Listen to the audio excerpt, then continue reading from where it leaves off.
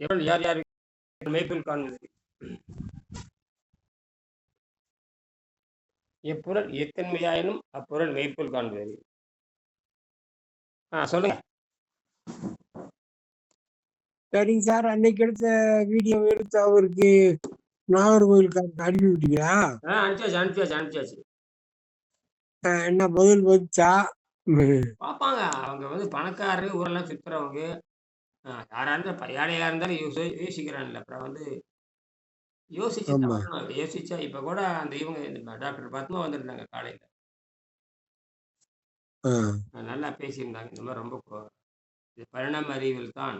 இந்த மாதிரி வெங்கடேசன் என்கிற ஒரு விஞ்ஞானி பல ஆயிரம் ஆண்டுக்கு அப்புறம் ஜீரண நீரையே நிறுத்த வேண்டும் என்று சொல்லி அதை செஞ்சு காமிச்சது சாதாரண விஷயம் இல்லை. என்ன தைரியம் இருந்திருக்கும். இவ்வளவு நோயாளி செய்ய மாட்டானுங்க. அது நோய் வேற, கடுமையான நோய் வேற, கடுமையான நோய் இருந்துட்டு 12 நோய், மூட்டு வலி, முழங்கால் வலி, சக்கரை நோய், உடல் பருமன், இத்தனை எடுத்து ஒரு எந்த தைரியமா செய்யறாங்கன்னா இந்த அளவுக்கு ஆராய்ச்சி பண்ணி இந்த முடிவெடுத்திருப்பாங்க. அதான் சார், மனுஷனுக்கு நோய் இருந்தாதான் இந்த ஆர்வம் வரும். அத சரி பண்ணணும்ன்ற ஒரு வெறி வரும்.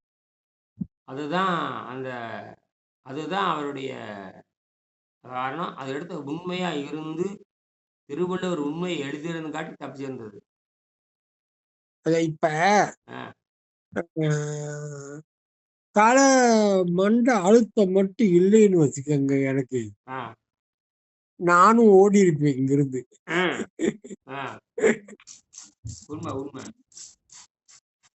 மண்டை அழுத்தம் மட்டும் இல்லைன்னா எனக்கு ஒரே வெறி அந்த மண்டை அழுத்தம் தான் நம்மளுக்கு மெயின் நோய் அப்படின்றது தெரிஞ்சு போச்சு. அப்ப வந்து நரம்பு மண்டலம் பலகீனமாயிருச்சு. அப்ப இந்த நோய் இருக்கோய் தான் நான் வந்து இதுல ஆர்வமா இருக்கேன். இது இல்லைன்னு வச்சுக்கோங்க, ஏன்னா நான் சாதாரண ஆள் தானே. அந்த சக்கரை நோய் இல்லைன்னு வச்சுக்க, அப்பயும் நான் சாதாரண ஆள் தானே. அந்த சக்கரை நோய் சரியான நான் ஓடி இருப்பேன். உண்மையா? அப்ப வந்து இப்ப என்கிட்ட நோய் இருக்க போய் அதை சரி பண்ணணும்னு ஒரு வெறி வருது. அதே மாதிரி அவருக்கு அந்த உடம்புல இருந்த நோய் பாவம் கஷ்டப்பட்டு எல்லாம் எப்படியா இதை சரி பண்றது. அப்ப ஆராய்ச்சி பண்ணும்போது இயற்கை வந்து அவருக்கு அந்த எர்னால்டு அவர் பேரு, அவரு அந்த புக்கு இந்த புக்கு ஆராய்ச்சி எல்லாம் அவர் கைக்கு கிடைக்குது. திருவள்ளுவரோட இது, அப்புறம் திருமூலர், எங்கெங்க இது சம்பந்தப்பட்ட இது பூரா அந்த ஆராய்ச்சி எல்லாம் அவர் கைக்கு போய் கிடைக்குது. அப்ப அந்த ஒரு ஆள் மனசுல அந்த அவர் வந்து இதை கண்டுபிடிச்சு இன்னைக்கு நம்ம எல்லாம் அதை பின்பற்றணும்ன்ற விதி இருந்திருக்கு. கட்டாயம். அதனாலதான் அவர் கண்டுபிடிக்கிறார். இல்லாட்டி அவர் நோயில செத்துருப்பார். நிச்சயமா கொடூரமா செத்துருப்பார். அதான் சார், இப்ப நீங்களும் உங்களுக்கும் தெரியாது, எனக்கு நம்மளுக்கும் தெரியாது, யாருக்கும் தெரியாம போயிருக்கோம். அப்ப அந்த வெங்கடேஷ் என்ற மனிதன் மூலமா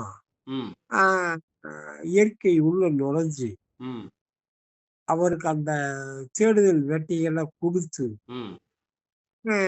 அதை பூரா கண்டுபிடிச்சு அவரே சரி பண்ணியிருக்கார். அவரை சரி பண்ணி உங்களுக்கு சொல்லி கொடுத்துருக்கார். அந்த 942வது குறள்ல அருந்தியது அற்றதுங்கிறதுக்கு தண்ணீர் என்று பொருள் எடுக்காமல், தூய நீர் என்று பொருள் எடுக்காமல் வேற ஏதாவது தின்னுட்டு இருந்திருந்தாருன்னு வச்சுங்க, எந்த நோயும் நல்லா இருக்கு. அப்ப வள்ளுவர் எவ்வளவு உண்மை எழுதியிருக்காரு பாருங்க.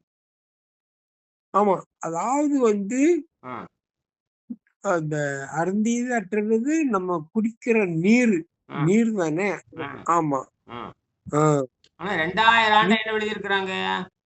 2000 ஆண்டு வள்ளுவர் காலத்துல இருந்து பரிமேலழகர் ஒரு பொழிப்புரையாளர். அவர் ஒரு ஆசிரியர் வர்ற வரைக்கும் அவர் ரைட்டு. அவர் எழுதி எனக்கு 1000 ஆண்டு ஆச்சு. ஆனால் இன்ன வரைக்கும் தப்பா எழுதியிருக்காங்க. செரித்தது அருந்துதல்னா அருந்துதல் அப்படின்னாவே, அது குடித்தல் தான் பொருள். நேரடியான பொருள். அது மறைமுகமான பொருள், ஆழமான பொருள்.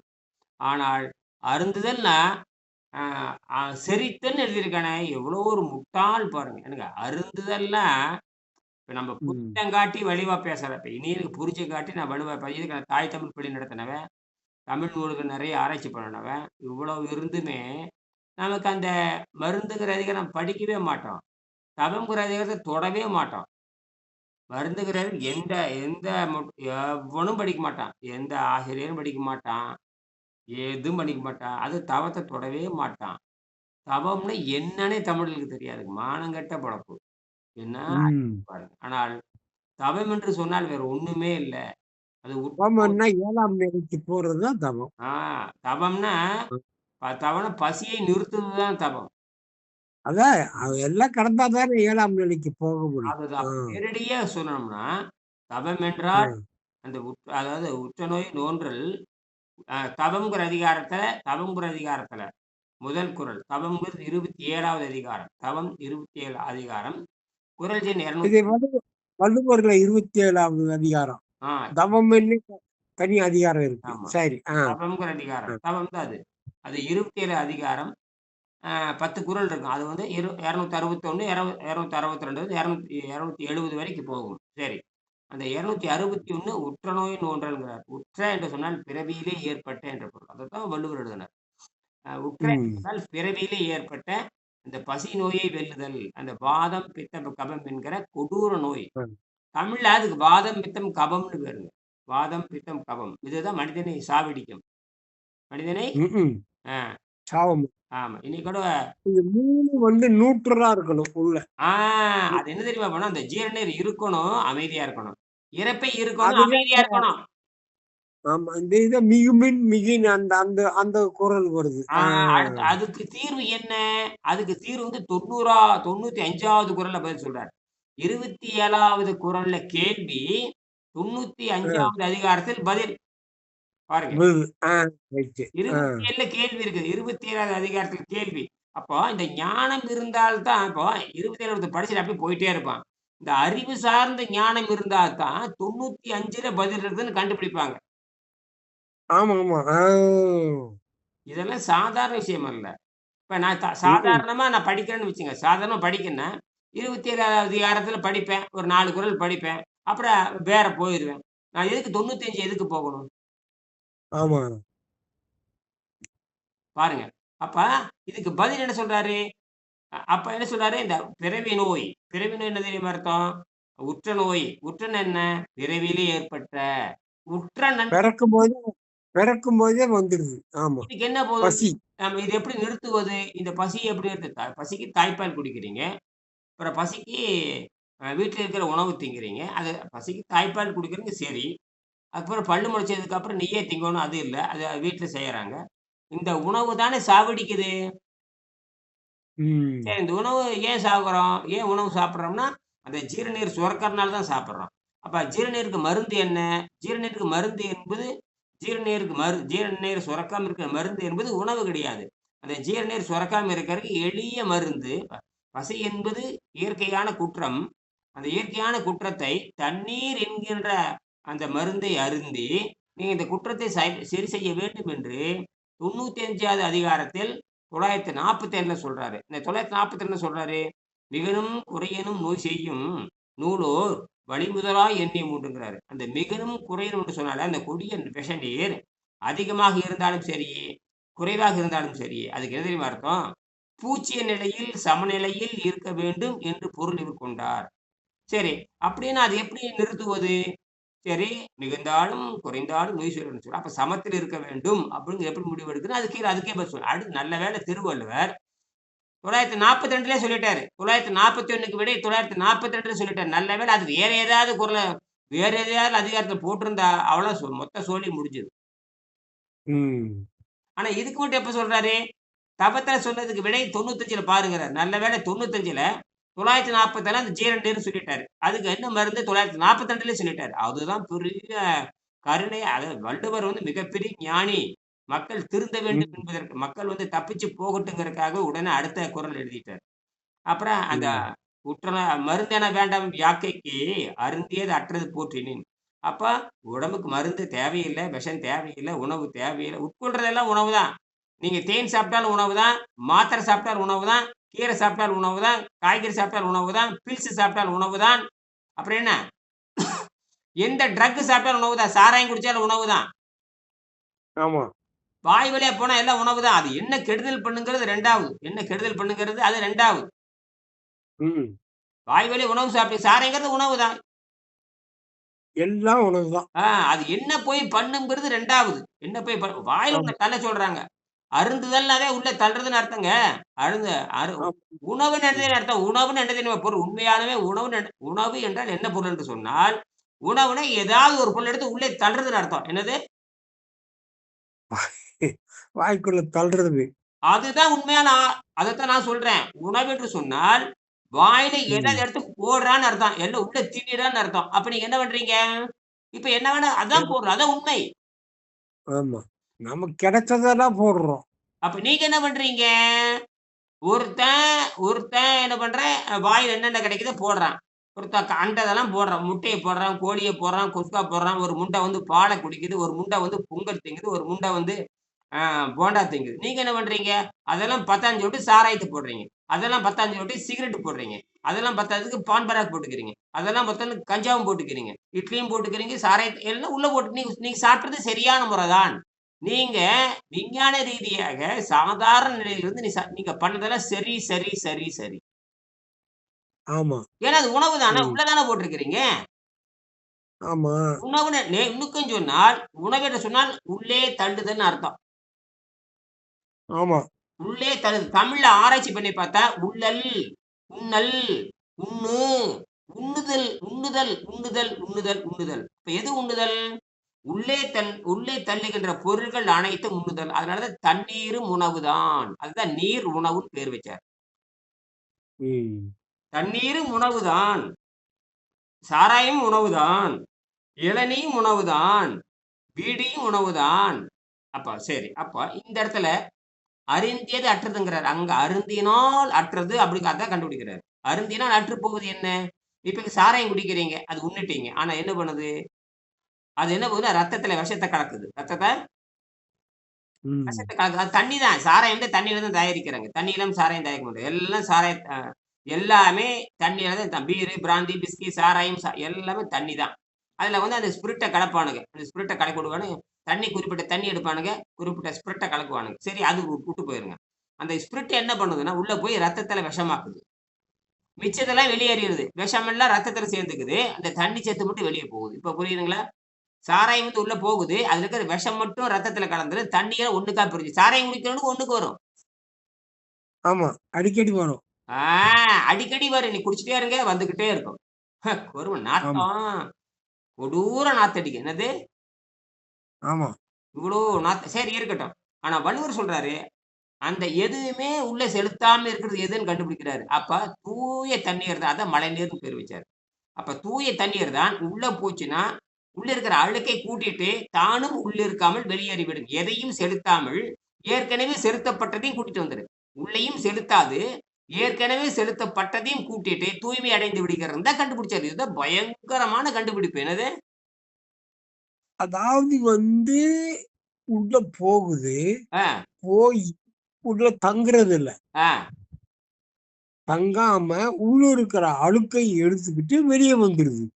பெரிய ஆச்சரியம். அதான் பயங்கரமான ஆச்சரியம். என்னங்க சார்? ஆமா. பாருங்க அந்த அம்மாவுக்கு மூட்டு வலி இருக்குல்ல, இந்த L4, L5, L4, L5, L6 வலி நல்லாயிட்டு வருதுங்கய்யா இன்னைக்கு காலையில. ஐயா நல்லாயிட்டு இருக்குதுங்கய்யா. 1/2 மணி நேரம் உட்கார முடியாது. இன்னைக்கு 2 மணி நேரம் உட்கார்ந்துருக்கேன் நல்லாயிருச்சுங்கிறாங்க. அந்த பத்மா. பத்மா இல்ல பரமேஸ்வரி. சரி, சரி. பரமேஸ்வரி யாருன்னா, அந்த பையன் வந்து இன்ஜினியர். BE civil engineer. முந்தானத்து வந்தாங்க. இன்னைக்கு சரியாயிட்டு இருக்குதுங்க. என்னது? அதான் சார் வருவாங்க சார். அது ஏதோ உங்க சீடன் ஆசீர்வாதம். வந்துருவாங்க. இனி பாருங்க. இனி அந்த என்ன யாரே வரமாட்டாங்கன்னு சொன்னீங்க. ஆமா. நான் என்ன சொன்னேன்? அ, வருவாங்க சார். அ, அதாவது வந்து அ, நம்ம செயல் நோக்கம் வந்து அ, பரிசுத்தமா இருந்தா, ஆ. அது வந்து நான் அறவழியா இருந்தா, ம். ஆள் வருவாங்க சார். கட்டாயம். அத நல்லது. சொல்றேன். இப்ப பாருங்க எத்தன நாள் இப்ப நான் சொன்ன பிறகு நீங்க அன்னைக்கு இருந்து, ஆ. இப்ப எத்தன நாள் வந்திருக்காங்க? ஆ. இனி புது ஆள் சேருவாங்க. இனி புது ஆள் சேருவாங்க. நான் என்ன சொல்றேன், நம்ம நோக்கம் வந்து சரியாக இருக்கிறது. அறவழியில் பொருளீட்டல். அறவழியில் பொருள். அதுதான் அறவழியில் பொருளிட்டல். அது மட்டும் இல்ல. ஆ. இந்த கலைய வந்து 100க்கு 100 வந்து குருவோட வணக்கத்தோட ம். உண்மையா கற்றிருக்கீங்க. ஆ. அறகுறையா கற்றான ஆள் கிடையாது. ஆமா. முழுமை. அ ம். அது ஒரு பாயிண்ட். ம். வந்து 100க்கு 100 இந்த கலையில ம். சிறப்பு பெற்றவர். ம். அதுக்கு அடுத்து அந்த கலையிலேயே நிக்கிறீங்க. ஆமா. 26 அ வருஷம் நிக்கிறேன் அப்படியே. உண்மையா நிக்கிறீங்க. ஆமா. இதெல்லாம் தான் உங்களுக்கு வந்து பிளஸ் பாயிண்ட். ஆமா. அதெல்லாம் சேர்த்து தான் எனக்கு ப்ளஸ் பாயிண்ட்டா குடுக்குது. அதான் உண்மை. அந்த பிளஸ் பாயிண்ட் வந்து உங்களுக்கு வந்து இயற்கை வந்து உதவி செய்யும். சரி. இப்போ அந்த உற்றுநோய மட்டும் படிக்கலாமா? உற்றுநோய் என்ன சொல்றான்னு பார்க்கலாமா? ஆ புரியுங்க. உங்களுக்கு தெளிவாயிட்டு வருதுங்க. உங்களுக்கு தெரியும். உங்களுக்கு அது வந்துரும். இன்னும் அந்த முந்தா நாளு தான் வந்து அந்த பேரிச்சம்பழமும், லெமன் பழம் வேக வச்சு சாப்பிட்டேன். ம். முந்தா நாளு. ம். அதுக்கு இந்த வேக வைக்காத 2 பேரிச்சம்பழத்த வேற சாப்பிட்டேன். அதனால ஒண்ணும் இல்லையா? அதனால ஒண்ணும் இல்ல. ஆ? அதனால ஒண்ணும் இல்ல. இல்ல சார். நம்ம இந்த பழங்கள் பூரா வேக வச்சு தானே சாப்பிடணும். நான் வேக வைக்காம 2 சாப்பிட்டேன். ஒண்ணு சாப்பிட்டதுனால ஒண்ணு அது அதுக்கு உண்டான வேலைய செய்யும். வேக வச்சது, வேக வைக்காது. அதுக்கப்புறம் ஒண்ணுமே இல்லையே! ஆ? அதனால பெருசா ஒண்ணும் இல்ல. பெருசா ஒண்ணும் இல்ல. ம். ஆ. ஆனா மூஞ்சி பார்த்தா தெளிவா இருக்கே! மூஞ்சிலாம் தெளிவா இருக்கு.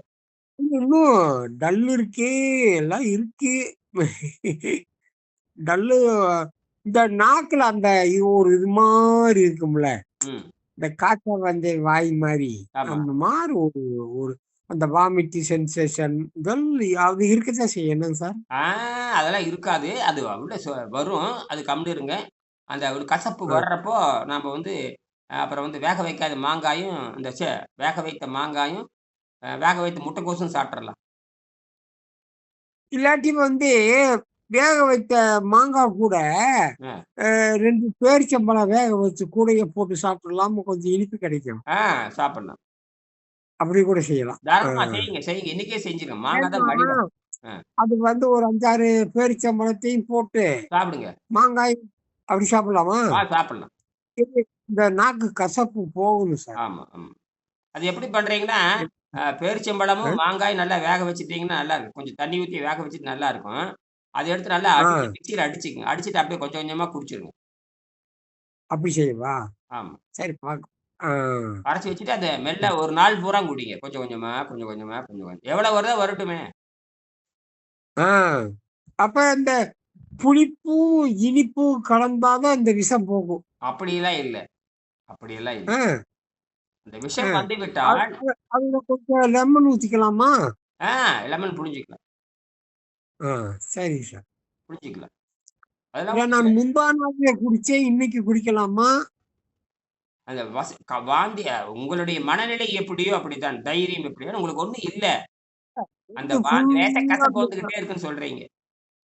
ஆமாமா. வந்துகிட்டே இருக்கு. ஒரு இது மாரி வாய் வந்து இரிட்டேட் பண்ணிக்கிட்டே காய்ச்சல் வந்த மாரி இருந்துட்டே அதே நம்மளுக்கு இப்ப வேற எந்த தொந்தரவும் இல்ல.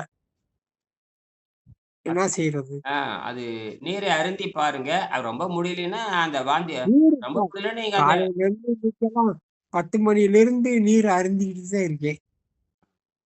சிறுநீர் 2, 3 தடவ போயிருக்கும்.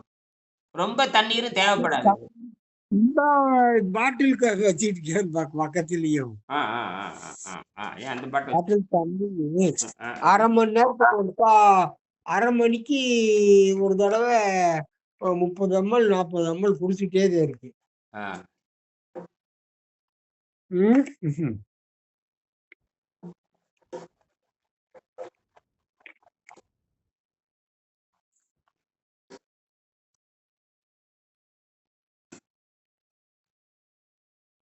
சரி. அட்டாங்க யோகம் ம்.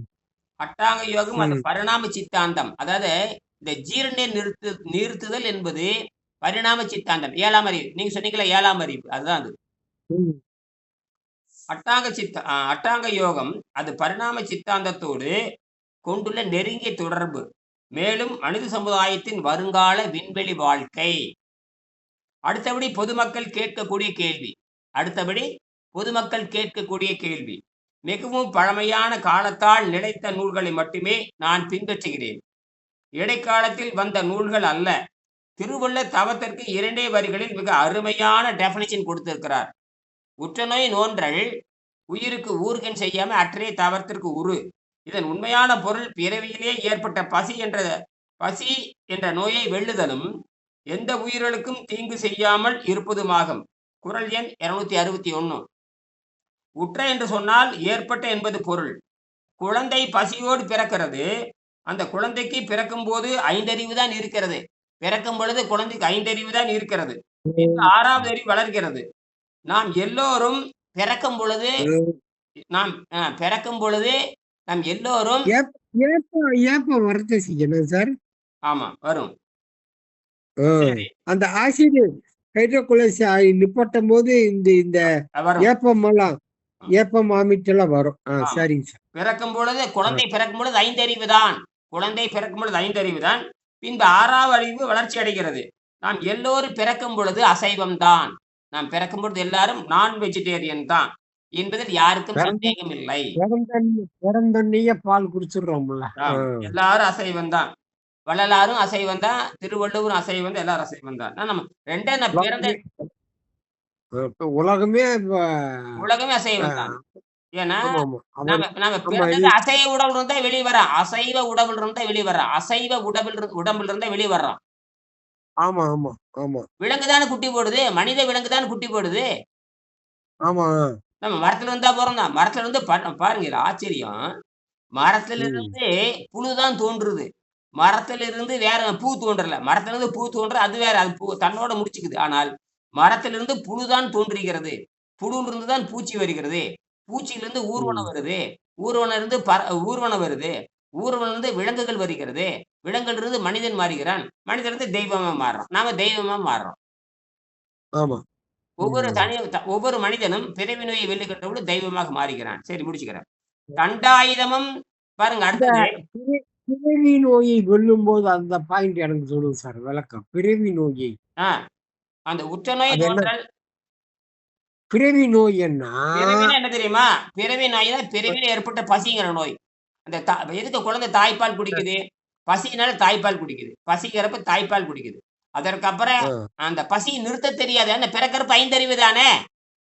6ஆம் அறிவு அதுக்கு கிடையாது. 6ஆம் அறிவை பயன்படுத்தினால், பகுத்தறிவை பயன்படுத்தினால் பசியை புரிந்து கொள்ளலாம். அந்த பசியை புரிவதற்கு யாரும் சொல்லி தரல. 2000 வருஷம் சொல்லி தரல. எத்தனை வருஷமா? அப்ப பிறவி நோய் என்றதே பசியை நீக்கிறது தான். ஆமா, பசிதான். ஆமா, பசிதான் நம்மளை இந்த நிலைமைக்கு கொண்டு வந்திருக்கு. அது எல்லாத்துக்கும் காரணம் பசிதான். அதை எதை கட்டுப்படுத்துறானோ அவன் 7ஆம் நிலைக்கு போகலாம். அதுதான் வள்ளலார் இதை புரிஞ்சுக்கிட்டு என்ன பண்ணிட்டாருன்னா, அது என்ன பண்ணிட்டாருன்னா, வேற வழி ஏதாவது கையாளான்னு சொல்லி அவருக்கு தண்ணீரை அருந்தலான்னு அவர் சொல்ல தெரியல. வள்ளலாருக்கு தண்ணீரை அருந்தலான்னு சொல்ல தெரியாம என்ன பண்ணிருக்க, அவருக்கு தெரியாது. இந்த வள்ளுவர் பாயிண்ட் அவருக்கு தெரியாது. இந்தியாவில யாருக்குமே தெரியாது. உலகத்துல யாருக்குமே தெரியாது. திருவள்ளுவர் இந்த அர்த்தம் வள்ளுவர் எவ்வளவு பெரிய ஆளு சார். அப்ப பாருங்க, 2000 வருஷத்துக்கு முன்னாடி எழுதி வச்சத இந்த வெங்கடேஷ கண்டுபிடிக்கணும் விதி இருந்திருக்கு பாருங்க. அதான் விதி. அதாவது இல்ல இதுக்கு முன்னாடி சித்தர்களுக்கெல்லாம் தெரியும். அவங்க தெரிஞ்சிருந்தாலும் யாருக்கும் சொல்லி தரல. சொல்லி தரலைங்கிறத விட எழுதவில்லை. உணர்ந்ததை எழுதவில்லை. உணர்ந்த அவங்க மட்டும் வச்சுக்கிட்டாங்க. ஆனா வள்ளுவர் தான் என்ன பண்ணாரு? உலகம் உருப்பட வேண்டும் என்பதற்காக தொகுத்து வழங்கினார். என்ன சார், 1930 குறள் பாருங்க பெரிய பயங்கரமான அப்போ நம்ம அவர் தமிழ்நாட்டுல பிறந்திருக்காரு சார். அதே பெரிய ஆச்சரியம். அதான் ஆச்சரியம். இங்க பாயிண்ட பிடிங்க. தமிழ்நாட்டுல பிறந்து திருமூலர் தமிழ்நாடு. ஆமா. அப்புறம் யார சேக்கலாரா யார சொன்னீங்கல்ல? எல்லாரும் தமிழ்நாடுதான். இறைவனே இங்க பிறந்து நாடகம் ஆடிருக்கான்னு சொல்றாங்க. ஆமா, தென்னாடுடையனே சேவன், தென்னாடுடையனே சேவனே போற்றி. அதாவது இமயமலையிலையும் தமிழ்நாட்டுலதான் சார் இறைவன் நடமாடிருக்கான். ஆமாம், பெரிய ஆச்சரியம் சார். ஆமா, எவ்வளவு அதனால பெரிய உண்மையிலே வந்து தமிழ்நாடு மாதிரி ஒரு ஞான பூமி உலகத்துல இல்ல. இல்லவே இல்லை. எவ்வளவு சித்தங்கள் அப்பா, பயங்கரம் பயங்கரம். சரி, ஆமா. உற்ற என்று சொல்லுக்கு அந்த உற்ற நோய் நோன்றல் உற்ற என்ற சொல்லுக்கு ஏற்பட்ட என்பது பொருள். உற்ற என்று சொன்னாலே ஏற்பட்ட என்று பொருள். என்ன ஏற்பட்ட என்பது பொருளாகும்.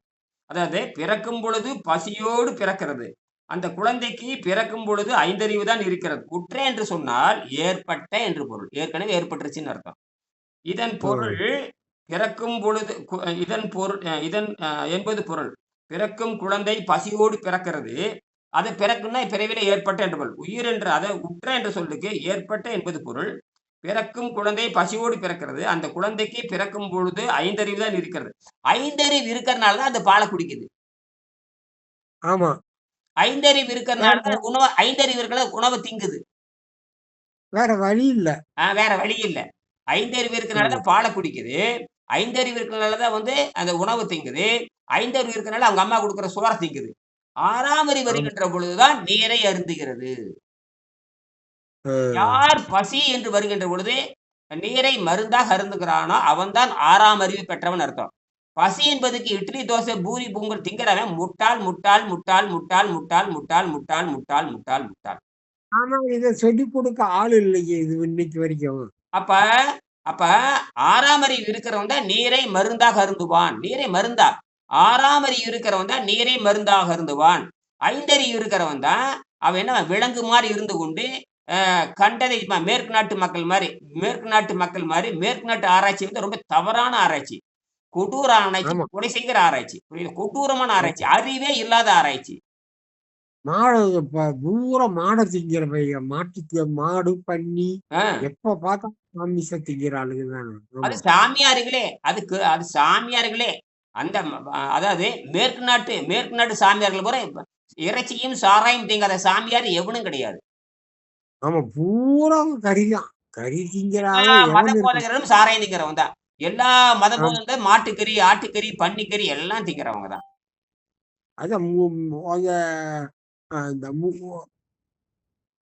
என்ன சார் வீடியோ பாஸ் ஆயிருச்சு? உங்களுதா? எனது ஆயிட்டு இருக்குது. இல்லையே, இப்பதான் வந்துருச்சு. அதாவது வந்து அப்ப திங்க என்னது அந்த அவங்க மூளையே வந்து உடம்பே வந்து மிருகத்தன்மை ஆயிடுச்சு. ஆமாம், கொடைவெறியா இருக்குது. சைவம் சாப்பிட்டா கொஞ்சம் சாத்துவம் கிடைக்கும். இது வந்து ரஜோ குணந்தே இருக்கும். கறி சாப்பிடறவனுக்கு ராட்சச குணம், ரஜோ குணம் ரெண்டும் ஒண்ணுதான். ராஜகுணங்கிறது மேலான நிலை. ராட்சச குணம் தான் ரொம்ப ரஜோவா? சரி சரி. ராட்சசம்ன்றதும் ரஜோ குணம். சரி, இந்த ராஜ வேற, ரஜோ. Right right. ராஜன்னா தொடக்கால, இது ரஜோ குணம். அது ரஜோ குணம் இருக்கிறவே அந்த மிருகத்தன்மையே இருக்காங்க. சரி, இந்த பசிக்கு புரியுதான்னு பாருங்க. அதுக்குதான் சொல்றேன். பின்பு 6வது அறிவு ஏற்படுகிறது. அங்கதான் முடியும். அதாவது அவன் 5ஆம் அறிவுக்கு உற்ற என்ற பொருள். பிறக்கும் பொழுது குழந்தைக்கு 5 அறிவு தான் இருக்கிறது. அதுக்கு ஏற்பட்ட என்பது பொருள். பிறக்கும் குழந்தை பசியோடு பிறக்கிறது. அந்த குழந்தைக்கு பிறக்கும் பொழுது 5 அறிவு தான் இருக்கிறது. அதனால அது பாலை குடிக்குது. பின்பு 6ஆம் அறிவு வளர்ச்சி அடைகிறது. நாம் பிறகு 6ஆம் அறிவு வளர்ச்சி அடைகிறதப்போ ஆகினால பிறக்கிறப்ப நம்ம வயசாகிவோம். 5ஆம் அறிவு இருக்கிறனாலதான் நம்ம வந்து எதை சாப்பிட்டோம், பாலை குடிச்சோம் அப்படின்னு அர்த்தம். அதனாலதான் சந்தேகமே இல்லை. பிற்பாடுதான் நாம் மாற முடியும் என்பதை திருவள்ளுவரே சொல்லுகிறார். நீங்க 5ஆம் அறிவு இருக்கிறனால நீ வந்து உணவு தின்றுக்கலாம். 6ஆம் அறிவு இருக்கிறப்ப என்ன பண்ணிருக்கணும், உணவு பழக்கத்தை விட்டு இருக்க வேண்டும். அது அப்ப அதுக்கு என்ன விளக்கம் சொல்றாரு தெரியுங்களா? அதுக்கு வந்து சொல்லிக் கொடுக்க ஆள் இல்லையே. சொல்லிக் கொடுக்க ஆள் இல்லை. உணவு சொல்லிக் கொடுக்க உங்களுக்கு நீரை மட்டும் அருந்துன்னு சொல்லி அதுக்கு ஆறு சொல்லி சரி அதுக்கு சாட்சி இப்ப திருவள்ளுவர் மட்டும் சாட்சி இல்ல. இன்னும் யாராரு சாட்சி சொல்றாங்கன்னு ஒரு உண்மைக்கு ஒருத்தர் மட்டும் பத்தாது. ஒரு நிகழ்ச்சிக்கு ஒருத்தர் மட்டும் பத்தாது. குறைஞ்சபட்சம் 2 பேர் சாட்சி வேணும். குறைஞ்சபட்சம் 2 சாட்சி வேணும். என்னது? அதுலதான் திருவள்ளுவர் இருக்கிறாரு, திருமூலர் இருக்கிறாரு. அதுக்கப்புறம் இங்க என்ன பண்றாருன்னா, திருவள்ளுவருக்கு அப்புறம் அ அருணகிரிநாதர் எடுக்கிறார். அருணகிரிநாதர். அருணகிரிநாதர். அருணகிரிநாதர் வந்து அவர் வந்து முருகனுடைய எப்படின்னு சொல்லுவாங்க, முருக வழிபாடு. முருக பக்தர். அவர் என்ன சொல்றாரு? தண்டாயுதமும் திரிசூலமும் விலத்தாக்கி உன்னை திண்டாட வெட்டி வீழ்த்திடுவேன். செந்தில் வேலனுக்கு தொண்டாகிய என் அவிரோத ஞான சுடர்வாள் கண்டாயட அந்தகா வந்துவார் சற்றென் கைக்கு எட்டவே என்று அந்த புலவர் பாடுகிறார். அதுக்கு என்ன தெரியுமா அர்த்தம்? அந்தகா என்றால் இமயன் என்று பொருள். இயமன் என்று சொன்னால் யமன் என்று பொருள். அந்தகன் என்று சொன்னால் இயமன். இயம் என்று சொன்னால் யமன் ஒரு பொருள். சரி, இயமனை எதிர்த்து ஒரு புலவர் பாடிய பாடல். இதில் அவிரோத ஞானம் என்ற வார்த்தை வருகிறது. அதன் பொருள் எந்த உயிர் மீதும் விரோதம் பாராட்டாத அறிவு. எந்த உயிர் மீதும் விரோதம் பாராட்டாத அறிவு. அப்ப பகுத்தறிவு வந்துட்டா எந்த உயிரையும் கேவலமா பார்க்க கூடாது, எந்த உயிரும் கொல்லக்கூடாதுங்கிறதா பகுத்தறிவு. ஆமா, அதாவது வந்து எல்லா உயிருக்குள்ளேயும் அந்த இறைவன் இருக்கிறான்றத புரிந்து கொள்ளுதல். சரி, அப்ப அவன் சொல்றான், அந்த அப்ப அவர் என்ன சொல்றாருன்னா, இந்த யமனை எதிர்த்து பாடுகிறார் இந்த புலவர். அவர் என்ன சொல்றாருன்னா, எந்த உயிரையும் நான் கீழாக பார்க்கல, எந்த உயிரும் விரோதமாக நான் பார்க்கவில்லை. அப்படி இருக்கிற பொழுது யமனே நீ எப்படி என்ன கொள்ளுவாய்? ஆமா, நீ என்னை கொலை செய்யறதுக்கு என்ன அதிகாரம் இருக்கிறது? நான் எல்லா உயிரையும் அன்பு செலுத்துகிறேன். எல்லா உயிரையும் விரோதம் பார்க்கவில்லை. அந்த அன்பு எங்கிட்ட இருக்கிறது, அந்த வைரம் எங்கிட்ட இருக்கிறது, அந்த வைரம் நெஞ்சம் என்னிடம் இருக்கிறது. அப்படி இருக்கும் பொழுது யமனே நீ எப்படி என்னை கொலை செய்ய முடியும்? என என்ன காரணம் இருக்குது என்னை கொலை செய்வதற்கு அவர் கேட்கிறார். அப்ப நம்ம இந்த நம்ம நீர் உணவுல இருக்கிற போது நம்மளையும் யாரும் கொலை செய்ய முடியாதுல்ல? அதுதான் கரெக்ட். அதுதான் அது. நம்மளை யாரும் கொலை செய்ய முடியும். சரியா புடிச்சிட்டீங்க. பாயிண்ட புடிச்சிட்டீங்க. அப்படியா? ஆமா, 67 வருஷத்துக்கு அப்புறம் இன்னைக்கு தான் பாயிண்டே புடிச்சிருக்கீங்க. நம்மள யாரும் வந்து ஒண்ணும் செய்ய முடியாது. அதுக்கு பைபிள் சாட்சி இருக்குது. அதுக்கு பைபிளே சாட்சி இருக்குது. அப்ப இந்த உண்ணா நோன்புக்கு அவ்வளவு பவர் இருக்கு என்ன சார்? பைபிள்ல சாட்சி இருக்குதுங்க. பைபிள்ல சாட்சி இருக்குது. ரைட். பைபிளே எனக்கு தெரியாதுங்க. பைபிள் எடுத்து படிச்சேன். அதுல சொல்லியிருக்கானே, யார் சுத்தமான நீரையும் சுத்தமான காற்றையும் அனுபவிக்கிறார்களோ அவன் மீது நான் யமனை ஏவ முடியாதுன்னு எழுதியிருக்காங்க. அப்படியா? யாரு திருக்குறளுக்கு சாட்சி எங்க? நான் இதை கண்டுபிடிச்சேன். எப்ப? இதை வந்து 2012 தான் கண்டுபிடிச்சேன். 2012ல இன்றுல இருந்து 14 வருஷத்துக்கு முன்னாடி பைபிள்ல சாட்சி கண்டுபிடித்தேன். இனியன் தான் கண்டுபிடிச்சார். அருணகிரிநாதரும் சொல்லியிருக்காரு, பைபிள்லயும் சொல்லியிருக்கு. பைபிள்ல தெளிவாக எழுதியிருக்காங்க. அது என்ன சொல்லியிருக்காங்கன்னா, அந்த பைபிள்ல லூகாஸ்னு ஒரு வசனம் இருக்குது. லூகாஸ் ஆளுகாசு லூகாஸ்ம்பாங்க. லூகாஸ் ஜுவல்லரி சொல்ற மாதிரி அந்த மாதிரி லூகாஸ் அவர் வந்து ஒரு லூகாஸ் யார் தெரியுமா? அவர் ஒரு மருத்துவர். லூகாஸ் வந்து ஒரு மருத்துவர். அந்த காலத்து மருத்துவர். 2000 ஆண்டுக்கு முன்னாடி லூகாஸ் ஒரு மருத்துவர். இந்த லூகாஸ் என்ன பண்றாருன்னா, யார் ஒருவன் தூய நீரையும் தூய காற்றையும் மருந்துகின்றானோ அவன் மீது தேவன் யமனை ஏவ முடியாது. சொல்றது யாரு? ஒரு மருத்துவர். சொல்றது யாரு? லூகாஸ் என்ற ஒரு மருத்துவர் சொல்றாரு.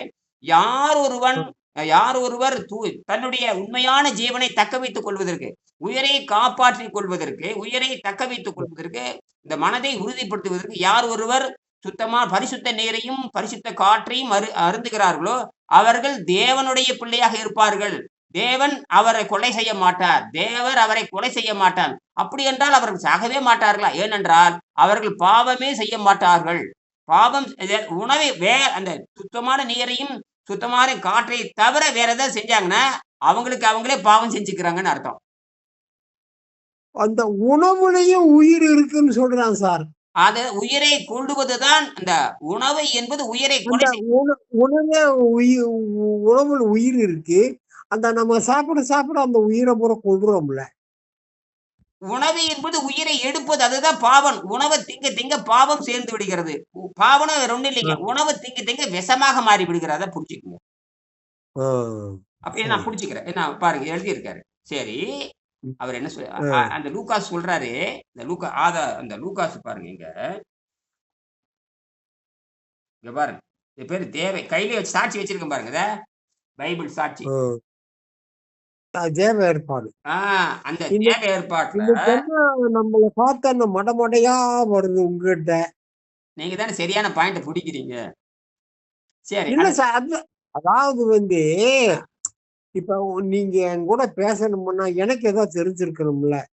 ஒண்ணும் தெரியாம ஒண்ணும் தெரியாத கூட எப்படி பேச முடியும்? 2வது 5ஆம் அறிவுக்கும் விளக்கம் தெரியணும், 6ஆம் அறிவுக்கும் விளக்கம் தெரியணும். இயற்கை பாருங்க, பிறக்கும் பொழுது நமக்கு 6 அறிவு கொடுத்துருக்க வேண்டியது, ஆனா இல்லவே இல்லையே. ஆமா, பிறக்கிறப்ப 5 அறிவு தானே. அப்ப பிறக்கிறப்ப 5 அறிவு, பிறக்கிறப்ப அசைவம் தான். அப்போ நம்ம சரிதான் அது. அப்ப அதுக்கு பின்னாடிதான் மாற முடியுங்கிறாரு வள்ளுவர். அதுக்கு பின்னாடிதான் மாற முடியும். ஏன்னா 5 அறிவுல மாற முடியாது இல்லையா? 6 அறிவுல தான் மாற முடியும். இப்ப 6 அறிவு. அப்ப இந்த லூகாஸ் வந்து யார் என்ன சொல்றாருன்னா 6 அறிவு இருக்கிற மனுஷனுக்கு தான் சொல்றாரு லூகாஸ். பைபிள் என்பது தொகுக்கப்பட்டது. பைபிள் தனி கிடையாது. தனி ஒரு ஆள் எழுதப்பட்டது அல்ல. மார்க்கு, மத்தேயு, லூக்கா.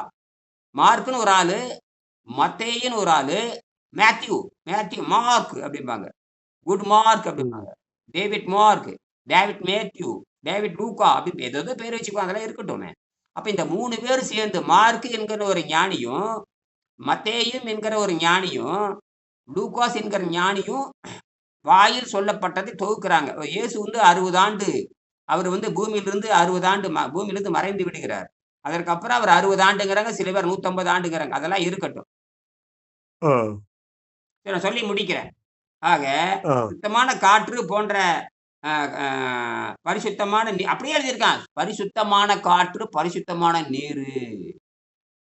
இதுக்கு ஆதாரம் வந்து டாக்டர் ரிச்சர்ட் சாம்ஸ். அவர் அமெரிக்காவை சேர்ந்தவர். அவர் சொல்றாரு தெரியுமா, ஒரு ஆணோ பெண்ணோ ஆரோக்கியத்தை விரும்புகின்றவர்கள் சுத்தமான காற்றையும் சுத்தமான நீரையும் பரிசீலித்து உட்கொள்வார்கள். அவைதான் உங்களுடைய முதல் உணவாக இருக்க வேண்டும். எம்டி டாக்டர் சொல்றாரு. என்னது எம்டி டாக்டர்? எம்டி டாக்டர் சொல்றது பைபிள் ஒத்து போகுது. திருவள்ளுவர் சொல்றதும் பைபிள் ஒத்து போகுது. வெங்கடேசன் சொல்றதும் பைபிள் ஒத்து போகுது. அதை புரிஞ்சுக்கிட்டு இனியன் பிராக்டிஸ் பண்றாரு பாருங்க, பைபிள் ஒத்து போகுது. அப்ப நான் யாரோட ஒத்து போறேன்? பைபிளோடும் ஒத்து போறேன். எம்டி டாக்டர் சொல்றாரு பாருங்க, அதோட ஒத்து போறேன். திருவள்ளுவரோட ஒத்து போறேன். அப்புறம் வந்து திருமூலரோட ஒத்து போறேன். அப்புறம் அருணகிரிநாதோட ஒத்து போறேன். நான் சொல்றது உண்மை. அதனால நோய் குணமாகுது. அதான் பாயிண்ட். அதாவது வந்து இவ்வளவு நாலேஜ் வந்து உங்களுக்கு வந்து கிடைக்கப்பட்டு நீங்க உண்மையான குருவா இருக்கீங்க. ஆமா,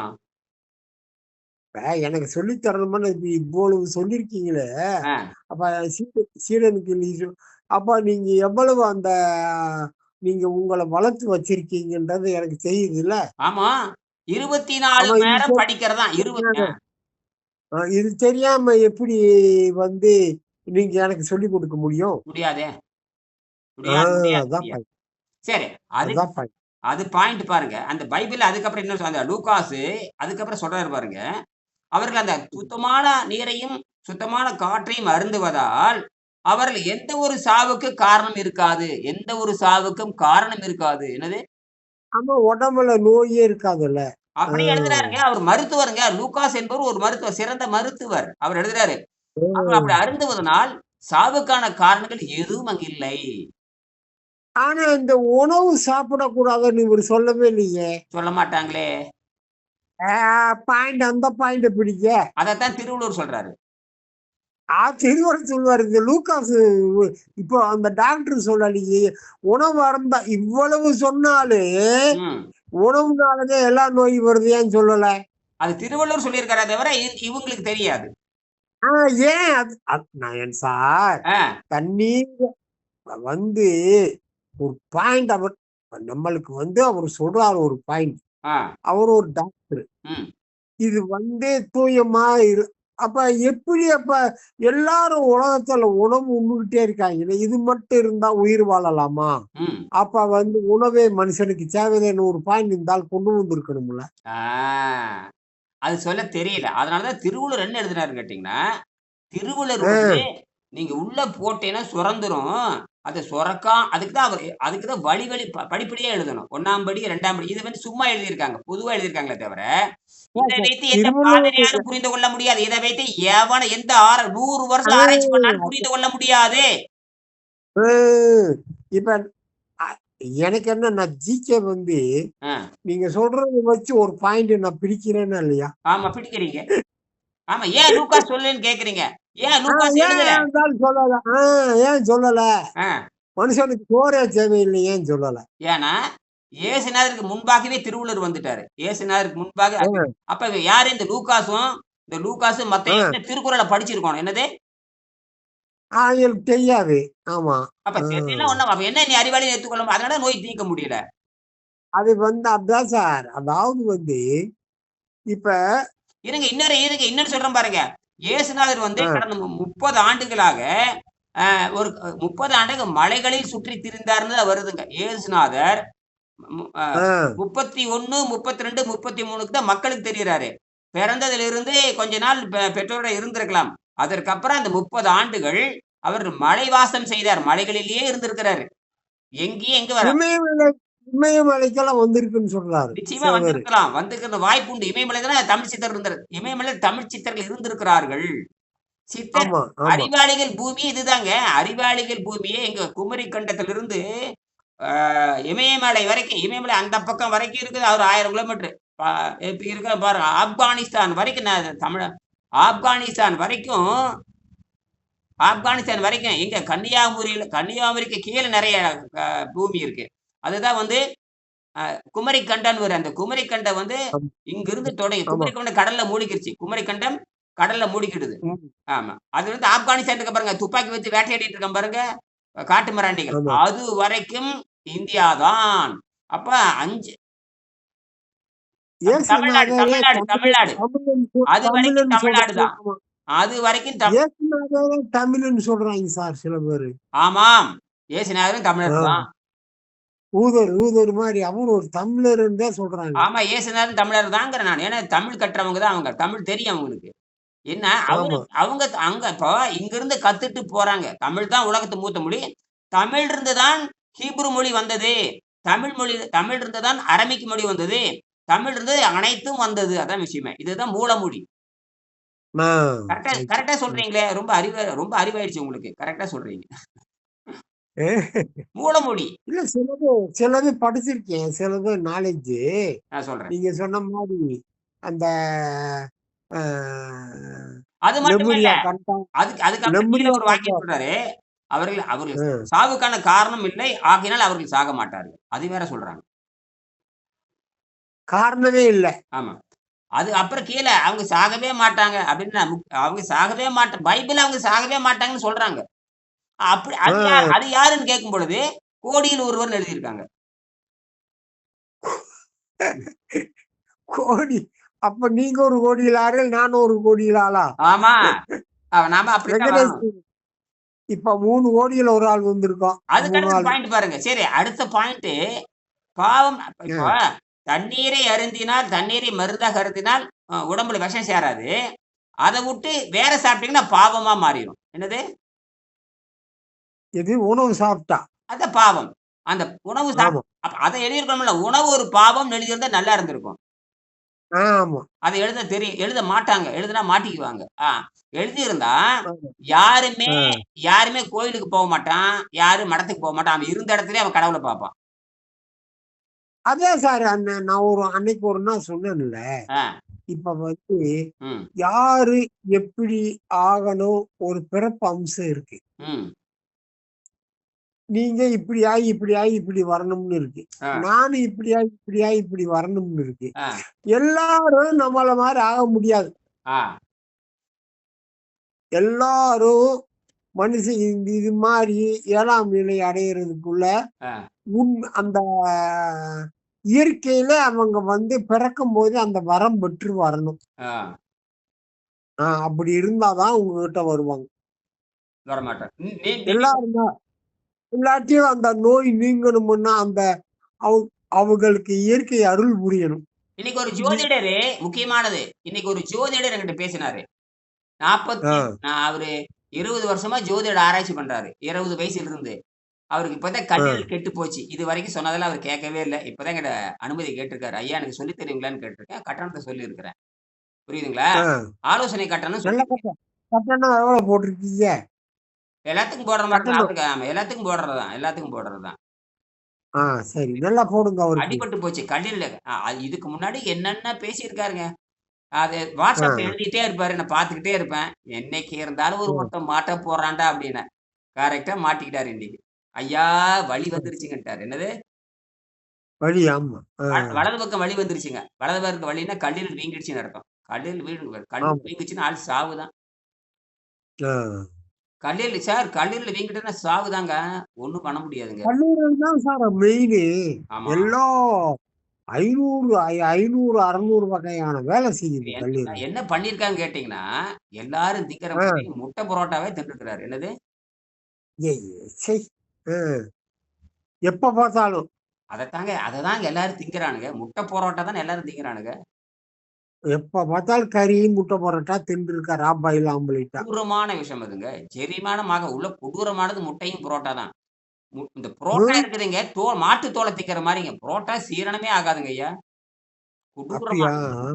ரப்பர் திக்கிற மாதிரிங்க. ரப்பர்ல நீங்க ரப்பர்ல ரப்பர் எடுத்து சும்மா திக்க முடியாங்க. ரப்பர் ஊர்கால தொட்டு திக்கிற மாதிரி தின்னுக்கிறது. முட்டையும் ரப்பர் தான். முட்டையும் பயங்கரமான ரப்பர் அது. அவன் எழுதியிருக்காரு. எப்படி அது நல்லா வறுத்து சாப்பிடும் போது நல்லா மெதுவாயிருது. அது போய் சோறும் கொச கொசன் தான் இருக்குது. உள்ள போனா பசையா மாறிடும். சோறு கொச கொசன் தான் இருக்குது. அது உள்ள போய் பசையா மாறிடும். சோறு கொச கொசன் தானே இருக்குதுங்க. ஆமா, நல்ல பிணைஞ்சி வேற அடிச்சுக்கிறீங்க. உள்ள போனா பசையா மாறிடும். முந்தி காலத்துல இந்த சினிமா தியேட்டருக்கார இந்த போஸ்டர்ல ஒட்டுறதுக்கு இந்த மைதா மாவை பசையா போட்டு பின்னாடி தடவி ஒட்டுவாங்க. ஆமா, பாயிண்ட் புடிச்சிட்டீங்க. ரெண்டாவது பாயிண்ட் இல்ல அந்த பசைய சார் பெரிய மருத்துவச்சராளுக்கு இந்த வெள்ளக்காரன் நம்மளை கொண்டு வந்து அந்த சார் இந்த மைதாவுல மட்டும் 1000 பொருள் உற்பத்தி ஆகுது சார். அவ்வளவையும் மனுஷனை தின்ன வச்சு நாசம் பண்ணிட்டான் நம்மளை.